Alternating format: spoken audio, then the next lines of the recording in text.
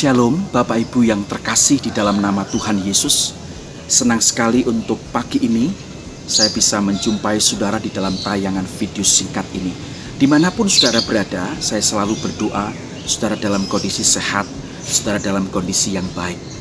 Mari sebelum kita membaca dan merenungkan firman Tuhan, terlebih dahulu kita akan berdoa. Mari kita berdoa. Bapa di surga, kami datang kepadamu pagi ini.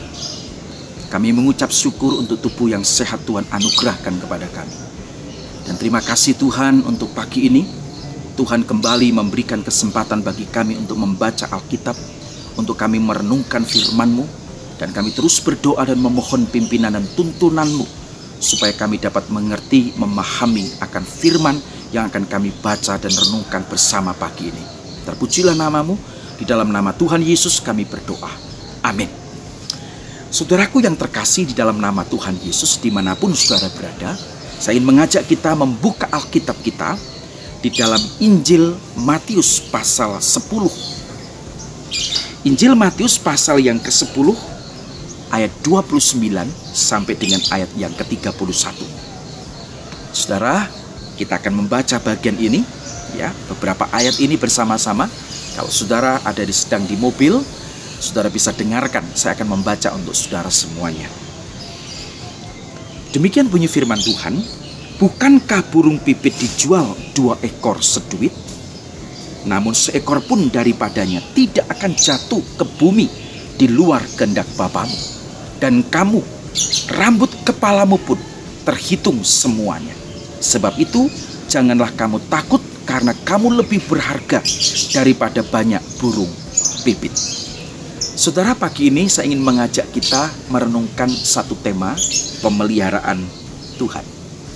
Saudara, kalau kita membaca secara keseluruhan Injil Matius pasal 10, maka kita akan menemukan di sana diceritakan bagaimana Yesus memanggil dan memperlengkapi para murid, untuk kemudian Yesus mengutus mereka supaya para murid pergi memberitakan kerajaan surga sudah dekat.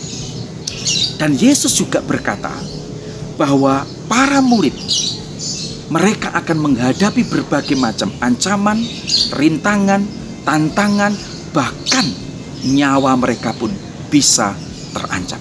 Karena itu Yesus juga berpesan kepada mereka supaya para murid cerdik seperti ular, dalam artian waspada, dalam bahasa Jawanya sing hati-hati. Yesus juga berpesan supaya para murid memiliki hati yang tulus. Kemudian para murid juga dipesankan oleh Tuhan supaya mereka waspada kepada semua orang.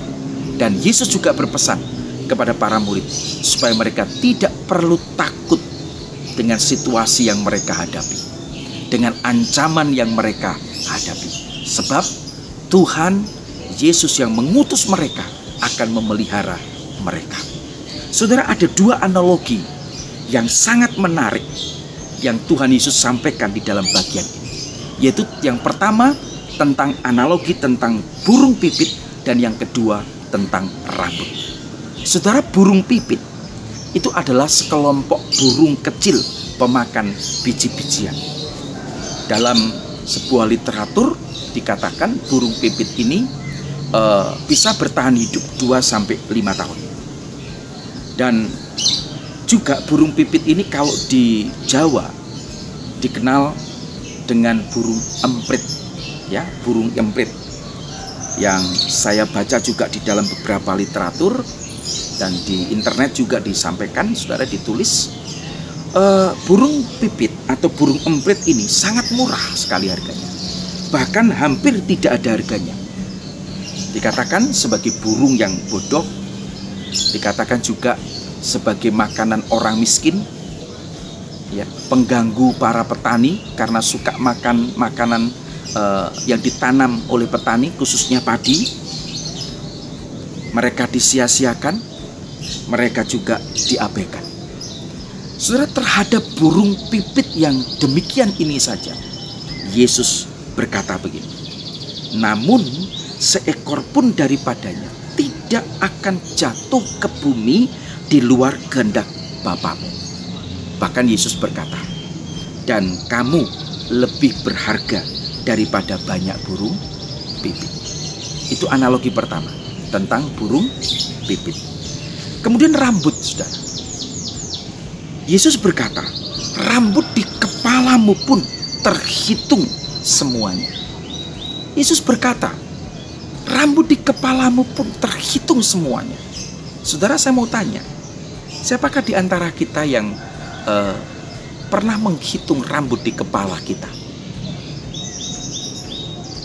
Jikalau ada, kira-kira jumlahnya berapa?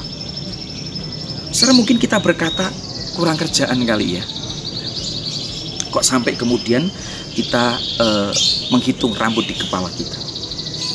Saudara, saya coba-coba cari informasi di Mbah Google, saudara. Berapa jumlah kira-kira rambut di kepala setiap manusia itu? Ada yang menuliskan, ya kurang lebih 100.000. Ada yang bilang 150.000. Ada yang bilang 250.000. Saudara, tidak ada yang tahu yang pasti berapa jumlah rambut di kepala setiap manusia. Tetapi Yesus berkata, rambut di kepalamu pun diketahui oleh Dia, terhitung oleh Yesus, terhitung oleh Allah. Artinya, saudara, Yesus perhatikan para murid sampai pada hal-hal yang mungkin tidak pernah para murid pikirkan. Saudaraku yang dikasih oleh Tuhan, pelajaran apa yang itu bisa kita pelajari dalam perikop ini, saudara? Di dalam kondisi apapun, ingatlah selalu bahwa kita lebih berharga daripada burung-burung pipit. Dan rambut di kepala kita pun terhitung. Artinya Tuhan memperhatikan kita sampai sedetil-detilnya kehidupan kita. Karena itu, saudara, Tuhan jelas berpesan di dalam bagian yang kita baca.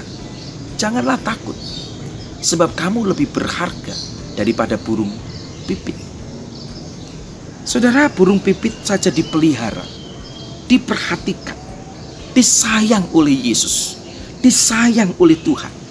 Apalagi saudara, apalagi kita semua. Saudaraku dikasih oleh Tuhan, kita tidak pernah perhatikan jumlah rambut di kepala kita. Sebab setiap hari jumlahnya bisa bertambah, jumlahnya bisa berkurang. Tetapi Tuhan tahu jumlah rambut di kepala kita. Tuhan tahu berapa jumlah rambut kita yang saat ini ada nempel di kepala kita. Saudaraku dikasih oleh Tuhan, hari ini mungkin menjadi hari-hari yang tidak mudah bagi banyak orang. Tetapi mari kita ingat firman Tuhan ini, bahwa Tuhan saja memelihara burung pipit. Tuhan saja tahu berapa jumlah rambut di kepala kita. Dia akan selalu memelihara. Dia akan selalu menolong kita. Dia akan selalu merawat kita. Dia akan selalu perhatikan kita sampai hal-hal yang sedetil di dalam kehidupan kita. Mari saudara, kita nggak perlu takut lagi, sebab kamu lebih berharga daripada banyak burung pipit. Aku tahu apa yang engkau butuhkan. Aku tahu apa yang engkau perlukan. Aku tahu apa yang sekarang ini paling engkau nantikan. Dan Tuhan tahu semuanya itu. Dan Tuhan akan menolong kita. Tuhan Yesus memberkati. Amin. Mari kita berdoa. Bapa di surga, terima kasih untuk pagi ini. Kami bersyukur untuk firman-Mu. Kiranya Tuhan Yesus menolong kami, sehingga kami punya keyakinan, punya iman yang teguh. Di dalam menghadapi hari-hari yang sulit, Tuhan terus tolong kami. Dan kami percaya bahwa pemeliharaan-Mu nyata di dalam kehidupan kami. Terpujilah nama-Mu, di dalam nama Yesus kami berdoa.